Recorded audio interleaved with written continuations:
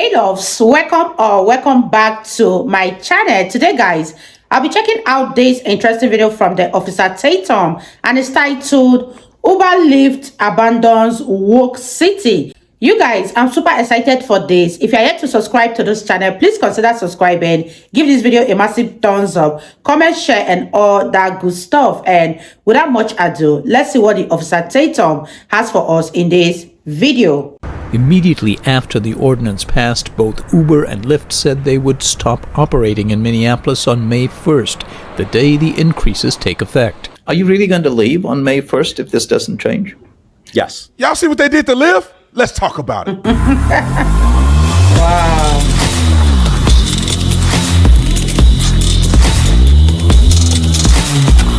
Let's get into this. Ladies and gentlemen and ladies. See, this is why socialism don't work. This is why the policies of these crazy liberal leftist lunatic cities are literally destroying businesses. These people are mocking capitalism and it's killing the community. Look at this. In Minneapolis, they want to make a minimum wage. They want to make Lyft and Uber pay their drivers minimum wage. When the business structure of Lyft and Uber is almost on a commission base, which means that the more the more rides you do, the more money you make. And then people can give you tips and all of the above. Exactly. You can't sit there and say, you got to get paid at least this amount of money. And then some people ain't doing nothing. Wow. And others are doing a lot. And so they're trying to enforce this by adding all these extra charges and per mile and doing all this stuff to get the drivers to $15 an hour. And they're just going to remove the ride share from an entire city. And the people in charge are stumbling down on it. And it's insane to me. You know how many tourists go through Minneapolis and they ain't got no way to get from the airport because Uber and Lyft have just destroyed all these other industries. Man, ain't nobody finna get in a taxi cab. Man, I would never get in a taxi cab.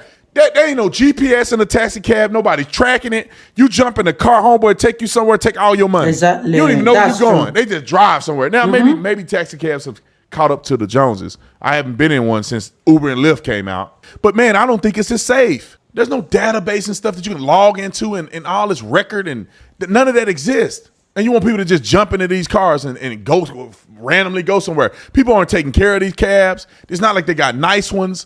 I mean, listen to these idiots.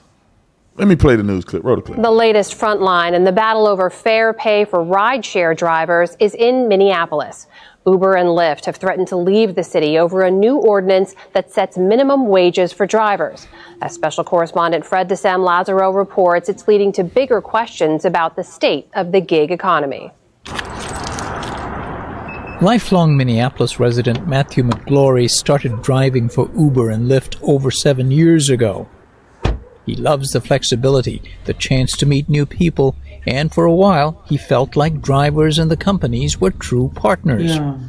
But in the past few years, McGlory says, drivers have seen a smaller cut of fares. Is it fair that Lyft or Uber will charge a passenger $67 and give the driver $23? We're not asking for anything more than we think we deserve or anything more than we think is fair. That's why McGlory... I can capitulate to or at least agree with him. You have the right to ask. If a person worked for me and they believe that they're not getting paid what they deserve, they can come and ask me. But hey, you better make sure that you're worth what you're asking me for. Yeah. And that I cannot just replace you with somebody else that's better than you. All right, roll the clip. Where he supported a recent... Wow, you guys, what are your thoughts on this? I don't even know what to say, but leave your thoughts in the comment section down below. Throw more light on this. Uber and Lyft drivers abandoning the state of Minneapolis. Do you think they deserve a minimum wage or they should work the way they've been working all along? Leave your thoughts in the comment section down below and let's continue watching, you guys. Where he supported a recent Minneapolis City Council ordinance that sets minimum pay for rideshare drivers. It requires the companies to pay drivers at least $1.40 per mile and 51 cents per minute during rides. This fight is really simple. It's about giving... It's always dumb black people, dumb black liberals that just they're ruining entire cities to virtue signal. And the white ones are crazy too. But I'm saddened to see people do this that have come from beginnings that black people have come from in this country, to just be so ignorant to the legacy of our ancestors and how black people have come from slavery to being the most prosperous black people in the world through capitalism. And they just ruining stuff. They just dumb, out of touch reality, just ruining their states and countries and cities and wherever they at, they ruining them. Workers a minimum wage. These are static facts. Council member Robin Wansley. And she fat. Go figure. She probably believe in body positivity and all this other stupid stuff. He helped write the policy. We hold the standard that workers should earn livable wages. That's funny. We should not make exemptions for rideshare drivers because they're part of the gig economy. This is the time to reevaluate our dependence on two corporate giants that have based their entire economic model on paying their drivers sub-minimum wages. Immediately after the ordinance passed, both Uber and Lyft said they would stop operating in Minneapolis on May 1st, the day the increases take effect. Uber spokesman Josh Gold. What we saw in other markets is if you raise rates too high, you may be making more for each individual trip. Because demand's going to go down, you'll actually be making less on an hourly basis. Are you really going to leave on May 1st if this doesn't change? Yes.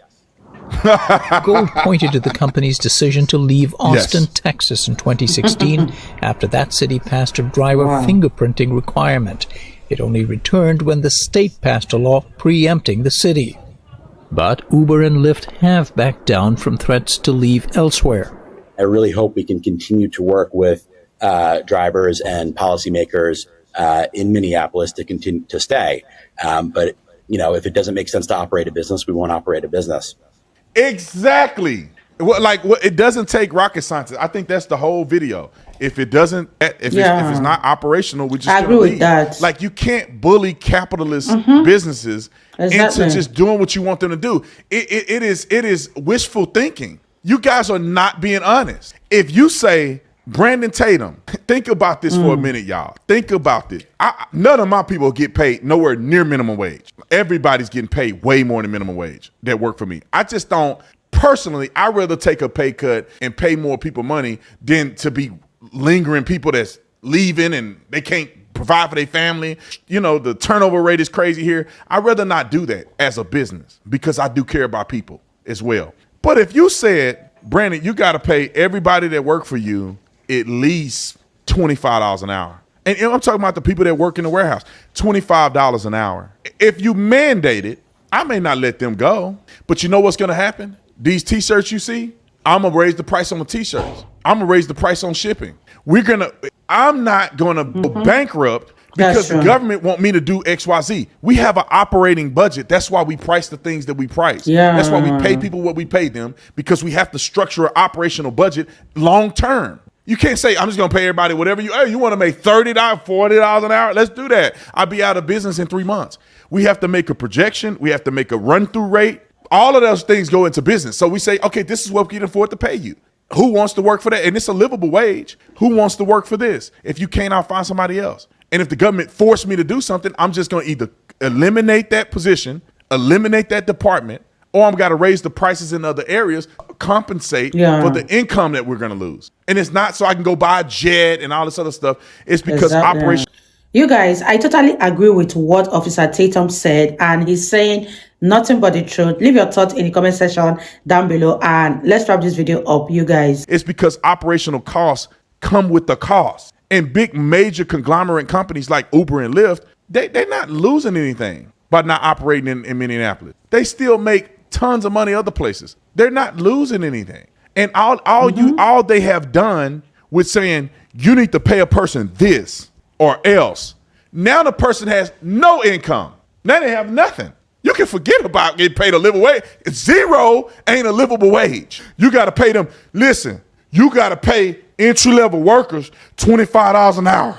Okay, I'm firing all of them, and I'll pay $30 an hour to one person instead of paying $12 an hour to 5 people. I'm just gonna pay one person $30 an hour, and I'm gonna let them do all the jobs that y'all had them other people doing. I just go get somebody far more qualified, and they make more money, and they work, and I'll start eliminating these positions. You're not gonna force me to do this, or the customer that come in is gonna pay it. This is why there's no such thing as paying. This is why there's no such thing as raising taxes and making the wealthy pay their fair share. It doesn't exist, because what you do is, especially if you do it to me as a business owner, you go, Brandon, your tax goes from 25% corporate tax to 35%. That's a 10% increase in taxes. So what do?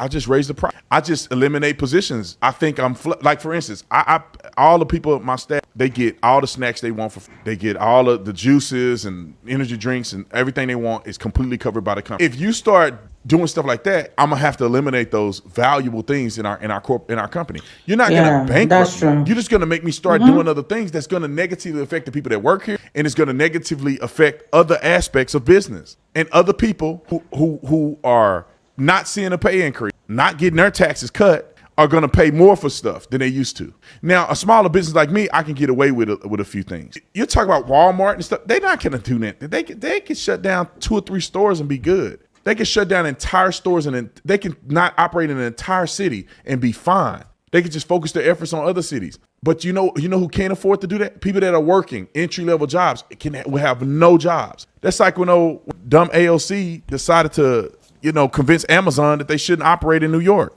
Woman, they were finna bring like 15,000 jobs or something, average $80,000 salaries and stuff. I mean, and you say, no, you don't operate here, and now people don't have no opportunities. It's just crazy to me, man. I honestly believe that something is better than nothing. Minimum wage is because all you do, if you don't want to pay people minimum wage, you just contract the person. If you don't want to pay a minimum wage, you just pay them. What you do is you make them part-time. They get paid, but they work part-time. If you don't want to pay people these certain positions, you start letting other people do it, money under the table. That's what companies do. Why would I get a cleaning crew? I can just get people to clean and pay them under the table. Why would I can get a person to come. Now, I don't do it because I don't want to get in trouble with the Lord, and I don't want to get in trouble with mankind. But like, if I really was struggling and I really need to, and I can't afford something, I just go pay somebody under the table to go in here and print some stuff on my screen print. Therefore, the person that want me to pay them $25 an hour, well, we may pay our screen printer more than that. But the person that wants us to pay $25 an hour or something, I just pay somebody $12 an hour. They come in here and work 24 hours a day. Can't speak no English, but they working. Y'all really want that life? Okay, that's what I thought. I'll see you on the next one. Well, you guys, what are your thoughts on this video? I love what Officer Tatum said in this video. This whole changes is not going to affect Uber and Lyft as a company, but the individuals are the ones to suffer. Leave your thoughts in the comment section down below. I really had fun reacting to the Officer Tatum. If you guys enjoyed watching, give this video a massive thumbs up, comment, share, and all that good stuff. And I'll see you all in my next video. Bye, guys.